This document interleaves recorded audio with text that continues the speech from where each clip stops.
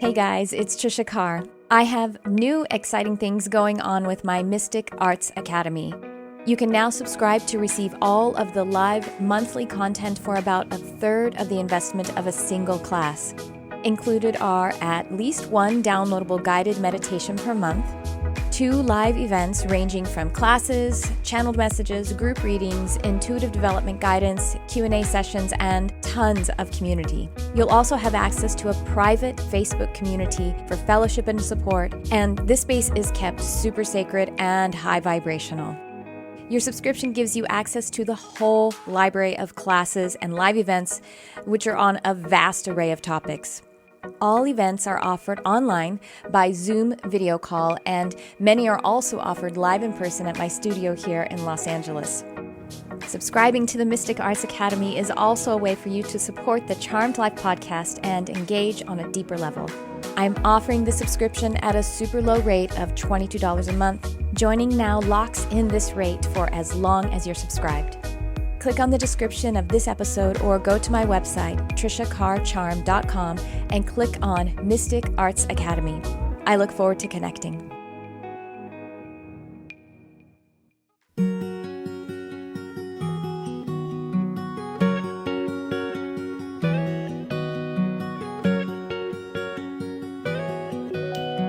Welcome to Charmed Life, a multimedia podcast discussing spirituality, magic, and the unconditional love of the universe. Thanks for tuning in. And I am your host, Tricia Carr. Welcome to this episode. And for those of you who are watching the video portion of this, I have to address the unicorn in the room because she is me. It is just about Halloween, and we're actually having a Halloween party here at my studio.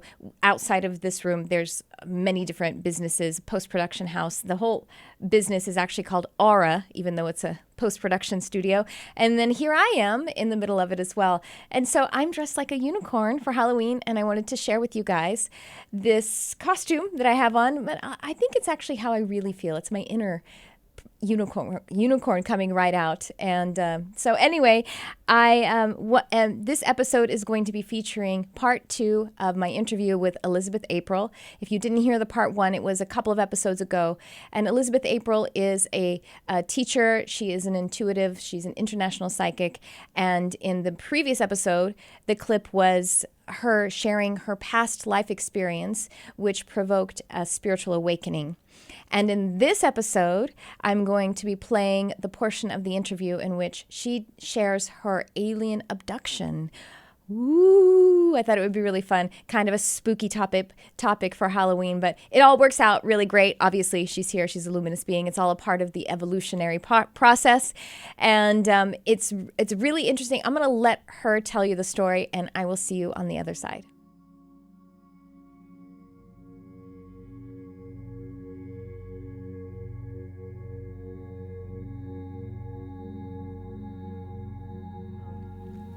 And then, during this 10-day meditation retreat, silent retreat, it's called Vipassana.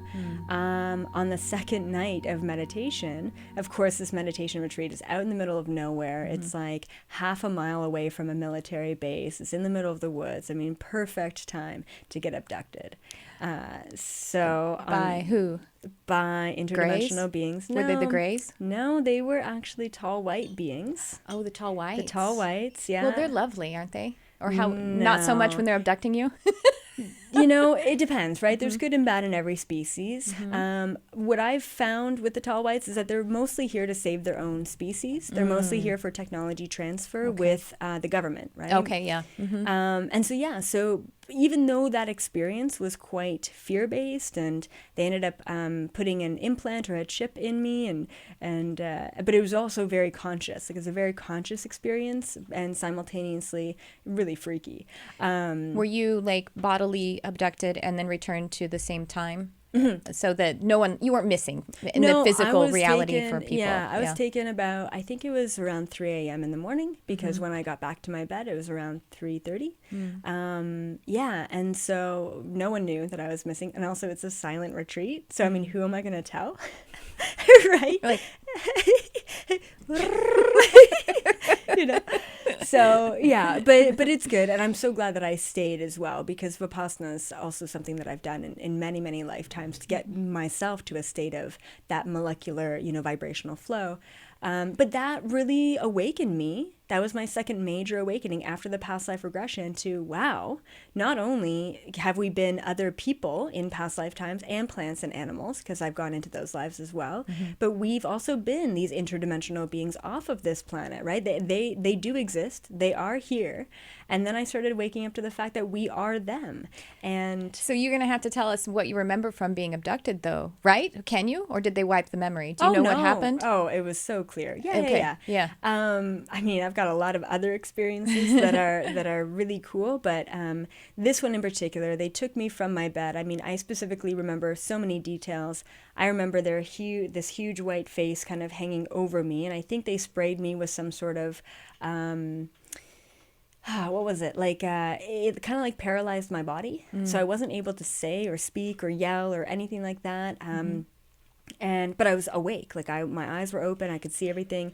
They took me from my bed. There was 3 of them. One was on my right leg, and then there was one on my hanging onto my left arm, and then one on my right arm. And then I specifically remember looking down and seeing my left leg dangling, to the point where I even had only one pink sock on, which was on my left foot, right? So, I mean, it was so specific. They took me out into the hall of this meditation center where I was sleeping. So they dragged me out of my bed, took me out into the hall, and then I don't know how we got up to their ship, but in the next moment I was sitting in this metal chair, and in front of me there was probably like 6 tall white beings. This is the first time I ever really consciously got exposed to aliens. And then there was one of them to the right side of me, and there was this huge kind of giant metal machine. It kind of looked like a giant metal cube. And then coming from the cube was a cylinder, and the cylinder got smaller and smaller and smaller, and it was going into my right ear. Once again, I couldn't move. I was freaked out. And so I knew that they put something in my right ear. And it felt like that tall white that was beside the machine was more like a doctor, in a sense.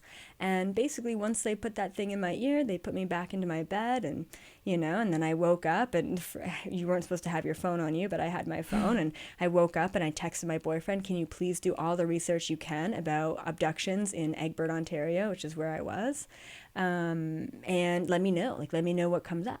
And so I was like so kind of conflicted, like, do I tell, the people at the retreat this? Do I not? Like, I'm sure this has happened before.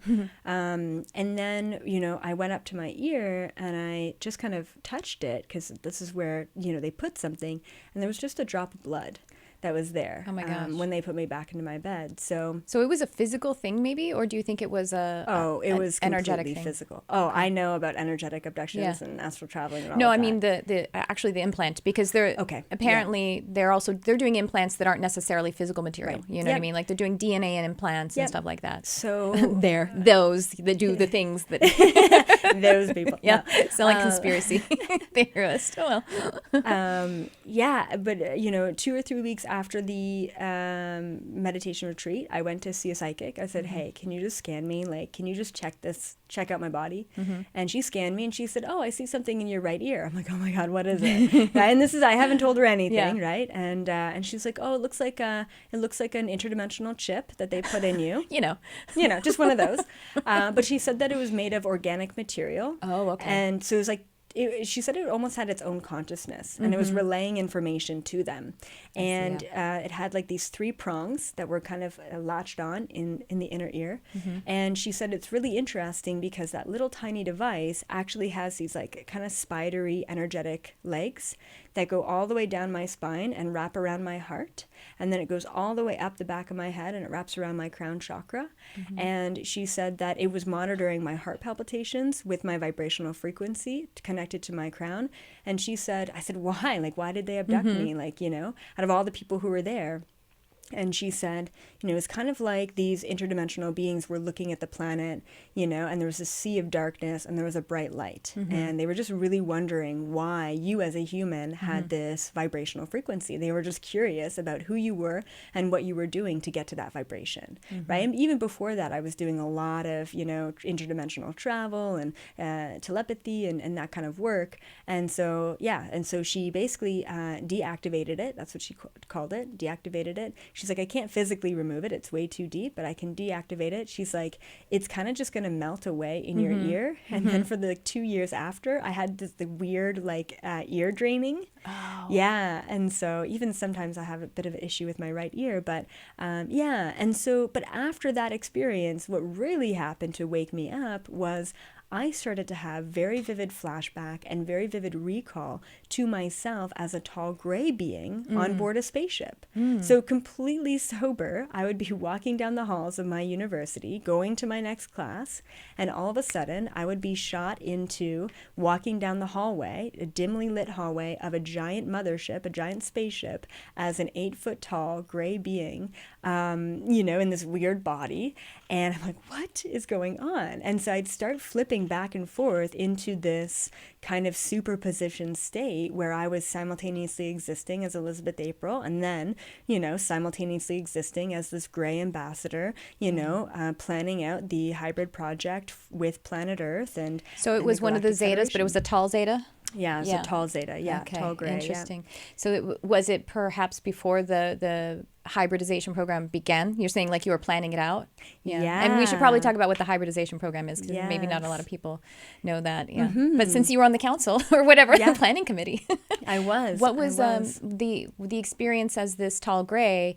Were you able to connect with the fact that you couldn't emote as well, you know what I mean? Because that's so you were just like a pillar of ice or something. I'm imagining what it would feel like. Well, it's funny. They say that grays don't really have emotions, but we do. As grays, there are emotions, but the emotions are more full of color. They don't really have expression on their face. Interesting. And that's why maybe it's not as connected to the body. It's a it's separate more connected experience? to energy. Yeah, exactly. And so more intellectualized rather than physicalized. Yeah. Yes, exactly. So they're all kind of just clones of one another, right? Yeah. So their physical biological state is just a clone state, but it's the soul that makes up every other aspect of the difference between the grays. And so when humans see a gray, they see gray skin. When I'm a gray and I see other grays, I see blue skin, right? They are this a beautiful electric blue energy. And then when they're feeling something, of course, everyone's telepathic. So when one gray is feeling something, the entire room of grays knows what that gray is feeling based on the color, the vibration, and the energy that's coming from them, right? The color of the vibration energetically, like their aura? Their aura. Their auric field, or does the skin actually change color No, too? it's just the aura. All right, yeah, cool. yeah, yeah. I'm just curious. Okay. Yeah, and so it took me a really long time to kind of piece together all of the pieces of myself as this gray. I mean, it's taken the past, 8 years or what have you. Since 2010 is when I had that awakening. And and so I was a part of the original hybrid project between the humans and the grays. As that gray, I was the ambassador for my species. So it was me and another tall gray male who were the ambassadors, who were kind of like the leaders. Were you like a female? I was a male. You were a male, both males, okay. Yeah, both males, yeah. And it was beautiful because within the grays, you don't get chosen to be the ambassador or the leader through rank. So it's not bloodline, it's not who you're born into, it's actually just a test that they give you. And the test tests you not just on your logical problem-solving analytical abilities, but it also tests you on your compassion. It tests you on your emotional connection with the collective, the conscious collective, And so depending on the test and how you score, you get put into a category of, you can be a corporal, you can be within the peace committee, you can be on this council, you can be in the laboratory, right? And so when I tested within that top 1% or less than 1%, and I got put into that position at a very young age, and then I started training to be that ambassador. And so, of course, timelines are kind of different. Time in general up there is kind of different. So I lived for about 600 years, human years, if you could imagine, and then I was the ambassador for about 400 of those years.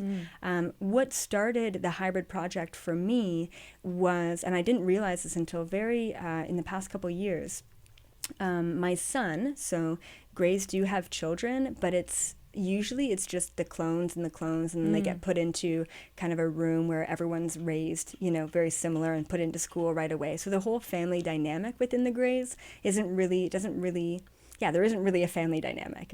But me, as the ambassador, as this male, I really wanted that family dynamic. So I had, a wife, you could say. I had a female companion. Yeah, exactly. And then we had children, and we had one child in particular, this male.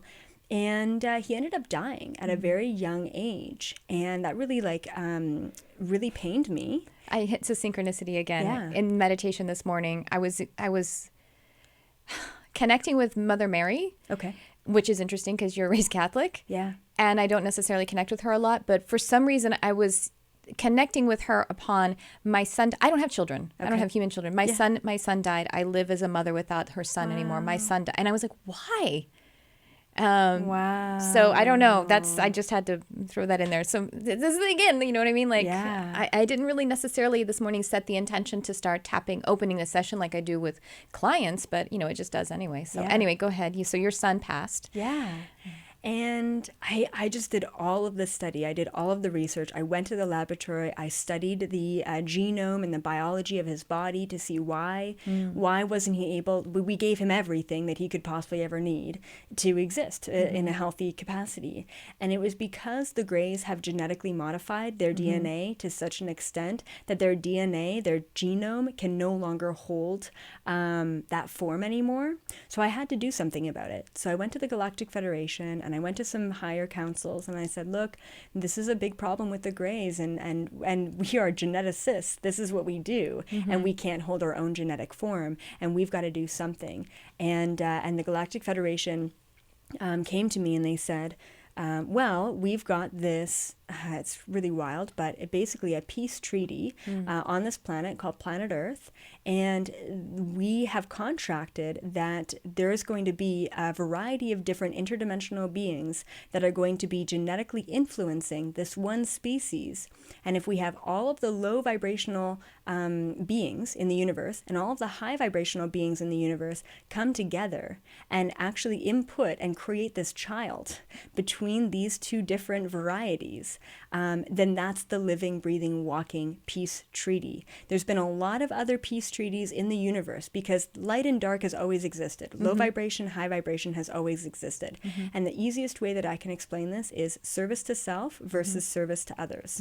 Right? And so the low vibration, service to self, high vibration, service to others. And so there's been a lot of written contracts, peace treaties. The Galactic Federation has tried again and again and again to try and kind of put these beings together just to kind of say, hey, can we just all get along in the universe? It's a big place, Let's just get along. And every single time there's been someone on the other side, especially the Draconians and the Anunnaki, who have basically been so service to self that they, override the peace treaty contracts. So our end goal, the main thing that we're kind of working on now is this living, breathing, walking peace treaty being the human beings. If we can have reptilian, if we can have Anunnaki, if we can have Palladian, if we can have angelic, and if we can have gray DNA all put together into one being, then we are the children of all of those species, not just one or the other. Therefore, if we can do it, if we can all get along, then we have officially, created that peace contract. And, the reptilians are going to agree along with the Anunnaki, along with the Palladians, along with the Greys, because we're all here together. This is the ultimate kind of goal. And so in understanding that, I was really on board with that. It was kind of a prophecy, to be honest, in the universe that this species was to be created. And when I started channeling, that's one of my biggest questions is why here, why us, why now? We're this lowly third dimension species, and yet we have all of these extremely high, extremely powerful interdimensional beings who are all interested in this anthill of a planet. What's going on? Why are we so special? Why are we so important? And why now? And that's kind of that peace treaty explanation is what got explained to me from the Galactic Federation. And then as that gray, and I was that gray about 500,000 years ago. So if you can imagine, that's like Homo erectus, Homo sapien, Neanderthal type of timeline. That hybrid. I was thinking of the hybrid program that occurred, that was said to have occurred between the 90s and the early and the mid 2000 or the teens or something like that. So we're talking about the original seeding. Okay, so then that makes a lot of sense. And now you know, being on this planet as a human, I'm relaying information to the Greys about the next evolutionary step within the human beings, which is that next hybrid project, which is the Ascension. Right? Yeah. And now we're moving into much more of a hybrid species, which is, instead of taking all of those species and moving forward with that, even though we do have human Palladian hybrids and those kind of things, we're really moving into this Ascension era, which is basically half human, half gray, combined together and this is kind of where we've always been evolving to, is this point where we're half gray, half human, which means we have the sex organs, which grays don't have, so we can procreate naturally, but we also have an IQ of like 250, you know, because we've got the gray intelligence, and then we've also got the emotional intelligence with the humans, but not the fight or flight as the reptilian brain, you know. So we've got basically all the best parts of the humans and all the best parts of the Greys, you know, combined together. And so I speak with the Ascension all the time up on those beautiful motherships, and they're all getting trained. And I think there's about 3 generations of Ascension at this point. And the older generations, they're so sick and tired. They're like, I don't want to go to planet Earth. Are you kidding me? Like, what? It's just like, well, you just think about the waves of children that we've had here on the planet, and the indigos had such a hard time, and they're like, oh, it's so exhausting, because they had to work so hard and get nowhere. And a lot of the indigos actually, I mean, there was a pretty high suicide rate, I think, for the indigos, or early deaths or something like that, because they just couldn't. You know what I mean? It was such a hard way to forge the path. They had to blaze so hard, and then, you know, for the crystals and the rainbows, it got a little bit easier. Not easy, but, you know, it's still hard. Yeah. But totally. So the Ascension, so you said about 3 generations the Ascension have, and the okay, let's backtrack. I'm just feeling into the audience. I'm like, who, the whats, and the who's? Okay, so we are talking about the seeding, the original seeding. So we, this race of humans, are not the original race of hominid on this planet. And so you were saying like Neanderthal and everything, and as I experience it, is that like the Sasquatch that is called a cryptid or a cryptozoological being, or maybe something that is mythical, is actually a good representation, if not the representation, of what the original hominid was. And so they used that human or that genetic material with all of these other ET, interdimensional races or beings to seed us. And so that included, do you know, I mean, is there a limitation that you know about? It's reptilian, Pleiadian, also angelic, so like archangelic, And then what else did you say? And then Anunnaki as well, and then gray, and for sure. Gray, so those are the 5 that I know about and that I've really kind of dove into. But I also think like, what about Andromedan and Arcturian and maybe maybe a drop? maybe some of those, Arcturian is almost like they're almost too high vibrational to even be able to mix with us in a sense, but there's Yael too. I think they're too high. There's not a close enough. And so it's really cool because they all combined their DNA way back in the day with humans, and then if you stuck to that bloodline, right? I mean, we hear about the reptilian bloodlines or the royal bloodlines all the time sticking together, right?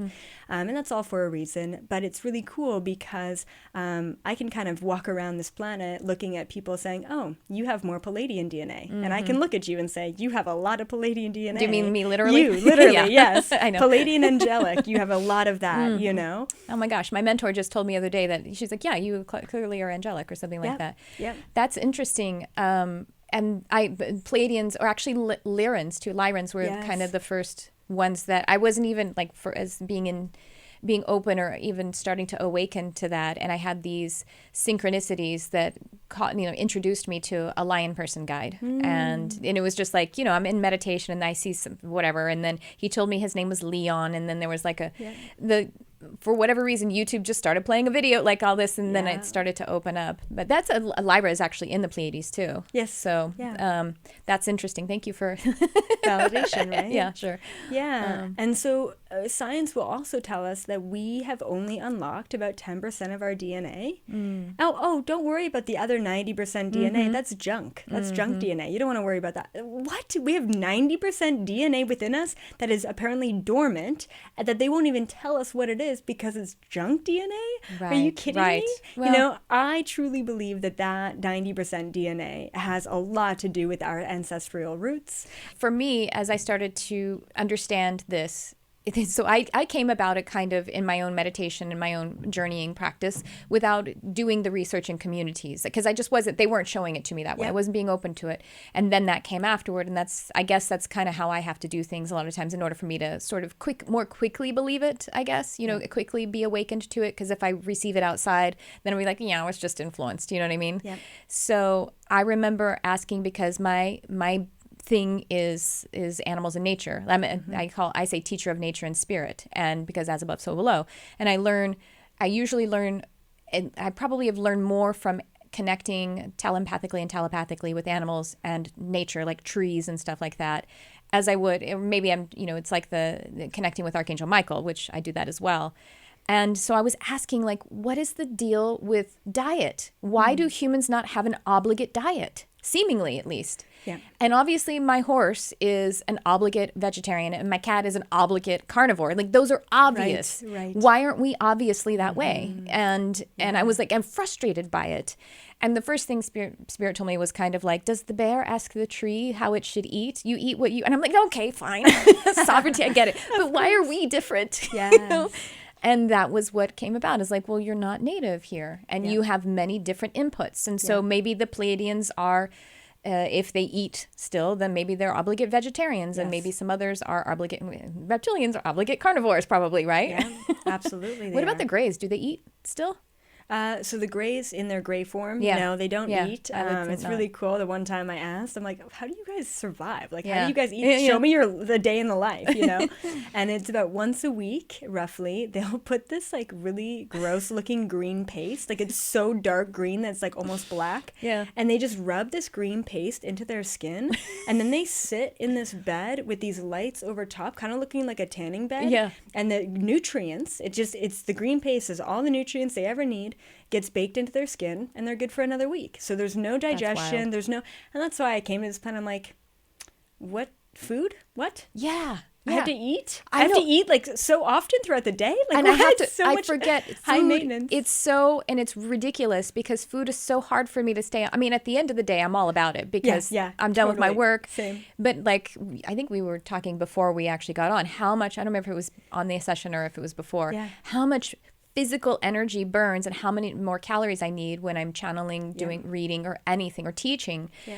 And it's exhausting. Like, like I'm supposed to go work out after we finish here. And I'm like, crap, I forgot to fit food in there somewhere. I'm going to be so hungry. Yeah, the eating thing is a pain in the butt. Yeah, but it it's also a is. great source of joy and, It is. celebration It and is. communion. So I love it as well. Yeah. I feel the same way. I used to be very resentful towards food. And like, even when I was younger, I was very aware of a lot of my past lives without being aware that I was aware of them. Sure. And in that past life where I was the yogi in Burma and I could levitate and do all those cool things, I was breatharian. So I literally existed. I drank tea and water. That would be so convenient. And when I was 14, I went to my parents and I said, I don't have to eat anymore. They're like, I love you as a kid. I know. I love your dad, but I also love you as a kid.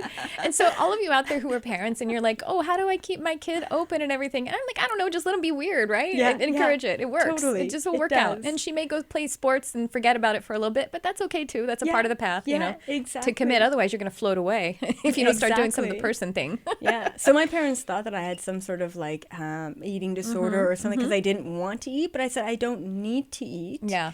And then it was a big thing, and I'm like, fine, I'll eat. It's cool, whatever. But, even now, if I do the sun gazing and I focus on my breath, I could do that. feel very nourished. So as the thing about it being communion, eating being communion, and everything, the breath is just as communal and communion oriented, and then the sun gazing. So But at the same time, being human, right? So it's so convenient not having to think about what to eat and to cook and to then excrete all of the things that you ate. You know, it's such a huge process that we don't need to go through.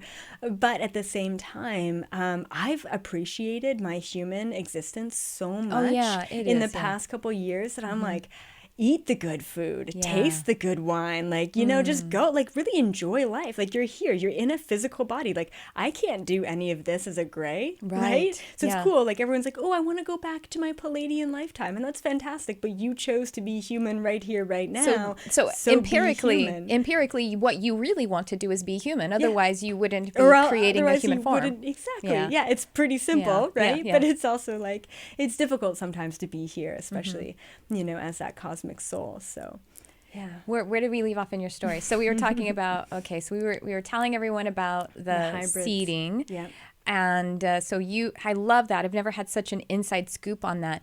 And then with so what about the hybrid program that occurred in the 90s and 2000s, and the theory being that some of those hybrid children are going to come here to help us to ease into first contact. Tell me about that. What do you have about that? Okay. So cool. Oh my goodness. Okay. So tell us about the purpose and the interest and everything. And then we're going to get to all of the other stuff about what you guys can do with all of this information. And how it's applicable. Ego death and everything. But what is the information like? Why did that second hybrid program happen? So once again, I mean, humans are looking for that next evolutionary step. Greys are looking for the next evolutionary step. And of course, in a parallel reality, the Essassani are already thriving. They're already out there. They've already left this planet, you know, so I mean, the future's already happening. But yeah, so it's always been contracted for us to kind of evolve into that next step. Genetically, that is our next biggest move, is kind of co-creating with the Greys. And also just knowing that there's been a lot of abductions related to like pregnancies and taking different DNA from different people. And it can be very fear-based because there are things being taken from us. But at the same time, I mean, your soul contracted that. Your soul signed up for that. There's no way the Greys would ever override your free will. It's actually illegal within the Galactic Federation. Council. Yeah, exactly. And I actually have a YouTube video about how your free will is multidimensional. And it actually it explains that. And it explains how we have absolute and ultimate free will, yet at the same time we hold things unconscious to ourselves. And actually, as above, so below, the easiest way to look at this is that I created getting into a car accident. I mean, I just did, if I believe in free will. But there were parts of those choices that I had unconscious to myself. And so that unconscious part is one of the dimensionalities of the free will. And so we're talking on the other end, the very high soul, higher self, free will aspect, that dimension that you're also keeping unconscious to yourself, because you can't really you can, but it takes all of that awareness around it to be able to accept it into the life. Otherwise your head's going to explode. And you have to kind of keep things in the way that you tell if you have a little kid and they have to get a shot, you don't say it's going to really, really sting. You don't say that because they won't be able to get into the room, Right. You tell them it's going to pinch or something so they're not too shocked, but you got to kind of keep some of it from them because it's for their highest good, and we do that for ourselves. Yep, absolutely. So we have those contracts, and now in the same way with the tall whites, when you were abducted, you agreed to that on this because it actually, even though it was uncomfortable or maybe even painful and unpleasant, it eventually opened me up. It was a part of the journey. So there's a really cool experience that I had back in, was it March, April, somewhere around there, March, April of 2019. So it was just a couple months ago, and so I was feeling kind of like lightheaded throughout the day, and I'm like, oh, I gotta go meditate. Like I knew this was a sign. Usually when I'm getting contacted, I just need to like separate myself from whatever the distraction is. So I go over to into my room, and I lay down and I start meditating, and right away there's this beautiful Palladian who comes into the room, and he says, okay, Elizabeth, we need your help. And I'm like, all right, let's go. So then we astral travel over to the Galactic Federation giant spaceship that hovers just outside of Earth's atmosphere. And I pop into this room full of council members. This is a new council that I got introduced to. A lot of very old, ancient, odd-looking Greys, right? So Greys, but with all different kind of head shapes and skin colors, and and they all look, some have inverted knees. It's kind of weird. Yeah, it's gross. But they're all nice. They're good guys. And so they said, so they bring me in. Obviously, I'm Elizabeth April, 27, whatever. But they bring me in, and they want to talk to Hira, right? So they wanted to kind of talk to to both of us. Who's to get Hira? our, oh, sorry. Hira's my tall gray ambassador. Oh, okay, got it. Yeah, that's his name, Hira. Okay. So when they bring me in, they also bring in the knowledge and ancient wisdom of Hira as that tall gray ambassador who began the hybrid project. Right, okay. So they told me, they said, we're having an issue with the hybrid children. We're having an issue with these Asasani. And I said, what's the issue? And they said, they're growing up on these ships and we're trying to acclimate them to the vibration, the density, the emotions, the chaos of planet Earth. I'm like, good luck with that. Yeah. You know, Peace. but yeah, bye, I'm out of here. No. Yeah, that's going to be tough for you. Yeah. Can I go back home? Yeah, totally. And so, and so they said these Asasani, these children, like we've got 3 generations now, Gen 1, Gen 2, Gen 3, and they're growing up far more gray than they are growing up human. And so we have this big issue where they're not fully connecting to their human roots. They are connecting to their logical, analytical, high, IQ type of energy. And there's so much of a disconnect between them and humans that we're afraid that they're going to come down to this planet and they're just going to be so alien. Same thing, yeah. Exactly. Yeah. Mm-hmm. And so I brought all these different, okay, well, have you tried this? Such as, have you tried bringing the mothers of the, that carry the baby, and then they take the baby in the fetal form, and then they bring them up on the ship, and they bring them to full term on the ship? Have you taken the mothers, brought them to the ship? To nurture them. To nurture them, right? And so, yes, we've done that, but it's just not enough time. Okay, cool. You've done that. I brought up a couple of other kind of solutions to the problem. Done that, doesn't work. And one thing that I thought was really cool was I said, okay, well, what about just having a mother with the Asasani bring the child to full term on the planet? What about that, And so they said... So, a human... staying here on the planet. Yes, staying here on the planet. Okay. Yeah. Rosemary's Baby time. Yeah, basically. Exactly. Only not Satan. Yeah. And then getting the genetic, implants with the gray DNA into the child, right? So, and would she consciously know that? Consciously agree to it, or not consciously? Okay. No, very high vibrational mother though. Sure. Yeah. So this is what they showed me. Oh my gosh, it's the Mother Mary thing that I was just talking about again. Yeah, but full circle, right? Now she's having the child. And so they said, okay, take a look at this timeline. That's the whole story which makes a lot of sense. That's the whole story that's in the Bible about the virgin birth, which doesn't mean she literally was a virgin, but it was sure is. An alien seed or something, I guess? Truly believe that that Jesus was really a man, but he was interdimensional. Totally. He was more Palladian than anything. He was this Palladian messenger. Yeah. Totally. And so, so same kind of thing, right? So they would, but this woman would have a husband and they were trying for a baby. So they contracted this Asasani to come through. So they actually showed me the whole timeline of bringing this child to this planet in 2019, 2020. And this is what they showed me, okay? So how long ago was this? So this was like back in March, April. Oh, okay. That they showed me this. Yeah, okay. They showed me this. Because we were trying to find these solutions. Right? I'm like, why don't you just have the child here? And then they really grow up with the whole human embodiment. And so they showed me the time. They're like, okay, cool, Elizabeth, this is what's going to happen, right? And so they showed me this. It was like to the point where like I saw this beautiful mother and her and they were young and a first child, and so they have this baby boy, right? And looks all good in the womb when they're doing the ultrasound and all that. Then she has the child in the hospital.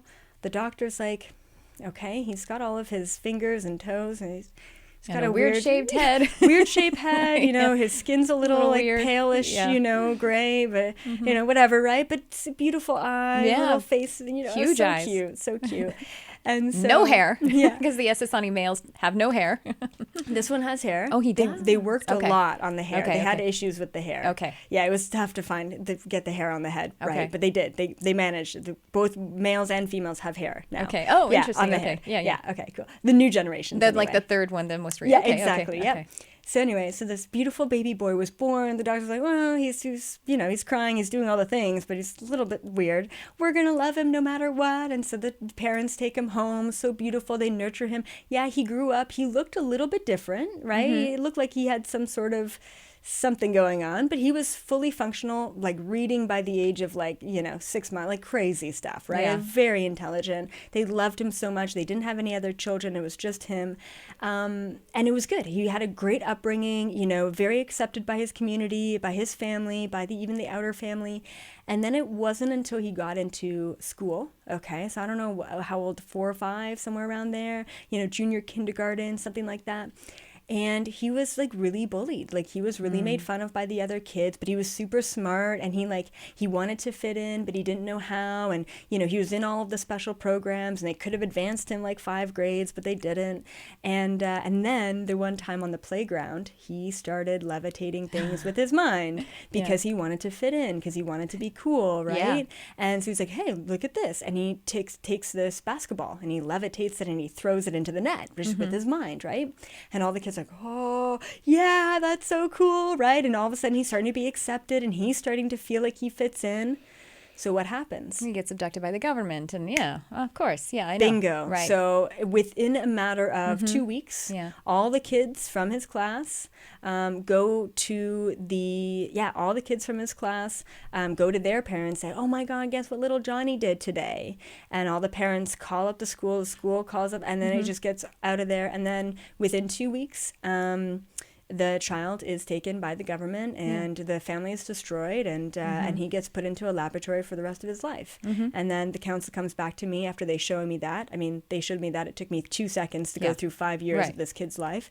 And they're like, this is why we can't have that happen yet. And then it was really disappointing for me because there aren't, even we went through the decision of, well, why don't we bring the mothers to full term with the Essassani baby, because maybe it's the full term thing, and then take the baby once it's full term and have the mother on board ship.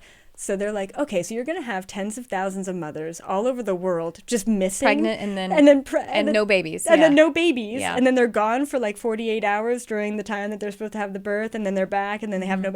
And I'm like, oof, yeah. Well, what about you guys? What about doing that, but then rolling the timeline back? I guess it still exists on a timeline though, and that timeline's going off. Yeah. They have time manipulation over there, like very easily, but there's also laws. There's a lot of laws, and there's just a genuine time. There's a genuine timeline in order for it to be some kind of physical reality, and it's still going to happen that way. So what's interesting too is that is basically the story of the Messiah too, and just then the life ends because it gets torn apart by the government. The other thing that's interesting that I resonated there, another synchronicity. I was going blind until a year ago. I had to have eye surgery, and I for months before I got the surgery, I was like. Before I wanted to schedule it, I was, going into about it and what should I do? Because I know, obviously, I can just shift this. But what it finally pushed me over to go ahead and have the surgery was that kind of timeline look at it. If you just healed your blindness right now, then you're going to have to go back to your doctor. And what is it going to do to your reality to have something so dramatic happen and potentially like open yourself up the vulnerability of wanting to be studied and all that kind of stuff, you know what I mean? Because it was on record, and then I go back to the doctor and then I'm like, yeah, it's fine, and and also it was just a shorter cut, honestly, just to use technology to just go ahead and do it. And I would have had, a more profound result by doing the technological thing than the energetic thing that I would have to spend so much energy and time to train myself to do that it would have been it's just so much easier to just do the surgery. For sure. It's always got to be a balance between this world and the next. Yeah, exactly. And the next is technological. You know what I mean? Like it is. The problem with technology is when we allow it to, this is a problem right now, is that it is it's now the master. And for a lot of people, we've allowed this property of ourselves to be actually the master. It's supposed to be a tool and it's supposed to be a resource, but we've allowed it to, because there are people without sovereignty. So, but is that essential? So do you kind of not resonate with that timeline of, well, I guess maybe a little bit. The Greys, essentially, they started to become extinct because the technological base had kind of taken them off the path, which would be natural, right? And continue a natural species. Yeah. Okay. Absolutely, yeah. So back to the hybrid children, the hybridization program that happened from the 90s to the 2000s or something like that. So they were just kind of, then it was just an in-between there. And those children, what about the children coming here to be a part of supporting First Contact? Is that something that you think might happen? They told me back in 2012 when they told me about the hybrid project and I started opening up to all of that, they told me that hybrid project, the kind of the second round of it, in a sense, really got started in the 30s and 40s. Okay. And then maybe you're thinking about the second generation that got started in the 90s and above. And then the 2000s was the third generation.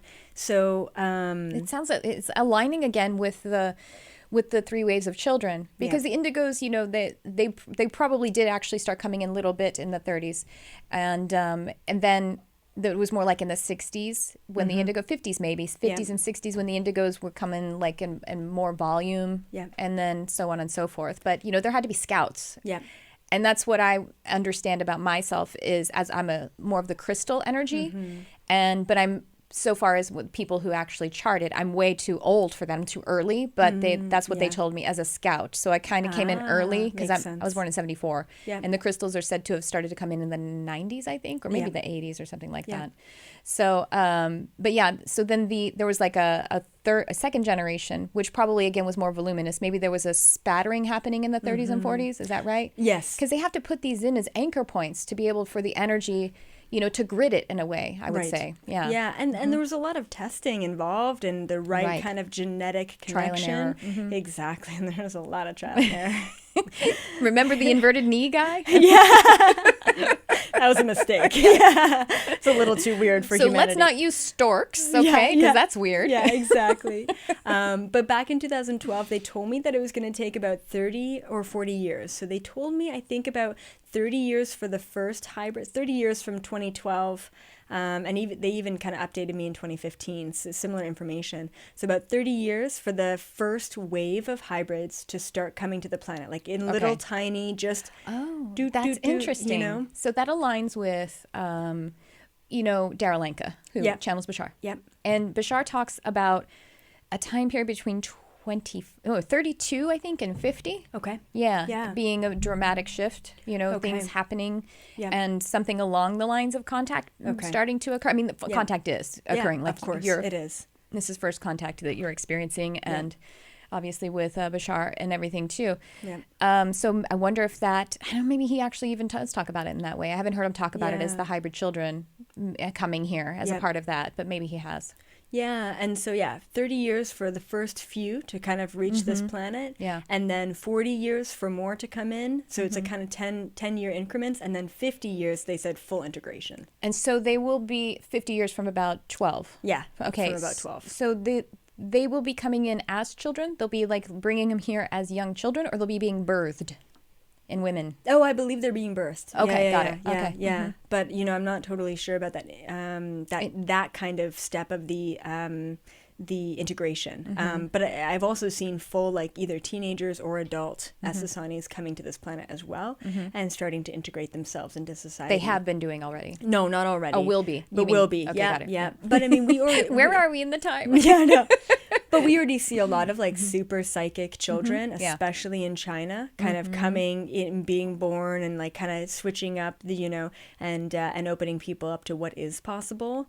And it's so beautiful because there's so many individuals, and I've said this to a lot of my clients who are, you know, in their 50s, 60s, 70s, clients who come to me and I tell them, I said, you know, thank you so much for studying this. Yeah. Thank you so much for being empathic. Thank you so much for buying tarot and oracle cards, you know, for the past 30 years, because you helped lead the way for someone like me to come in to say what I need to say. And same thing with, like, TV shows like The Long Island Medium or like Tyler Henry, you know, like, these are people, even though it's just mediumship and it's like kind of spirits and people who have crossed on, it's one layer. It's still an opening. Things. Yeah. It's still an opening. And for me to come in and start talking about quantum physics and parallel realities and the Mandela effect, you know, that's kind of like the next level to that. Right? So I need that kind of opening to allow someone like me to come in and kind of talk about all of it to the extent that I do without necessarily being called crazy. Not necessarily, right. Isn't that pretty cool? I just love how the story unfolds into, some really interesting things about how we were actually seeded as a race. She said that she saw in me Pleiadian energy and angelic energy, which is kind of funny because for those of you who are just listening, I'm actually a Pegasus. I'm wearing wings like an angel. I'm an angel horse. So one thing that I wanted to point out was how she said that this experience happened when she was on this, I think she said 8-day Vipassana silent meditation retreat.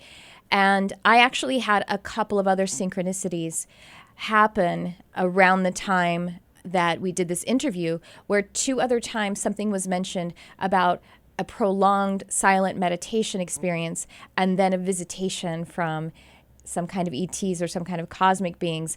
One I'll save for another time, but one I will share with you a bit cryptically.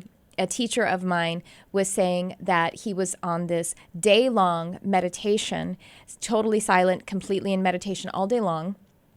And then that evening when he was sleeping and he was like away, he was on a trip or something. And so he was sharing a room with a friend, and he awoke to this feeling that there was like a UFO over the building and that he was being scanned. And his friend, who had not been doing the meditation and was like not on any substances or anything, felt the same thing. So I found it really interesting that I have, like I say, there's a third story I'm going to tell you at another time, having to do with a prolonged silent meditation where you're really working with your inner being. And so I'll let you guys do with that what you like.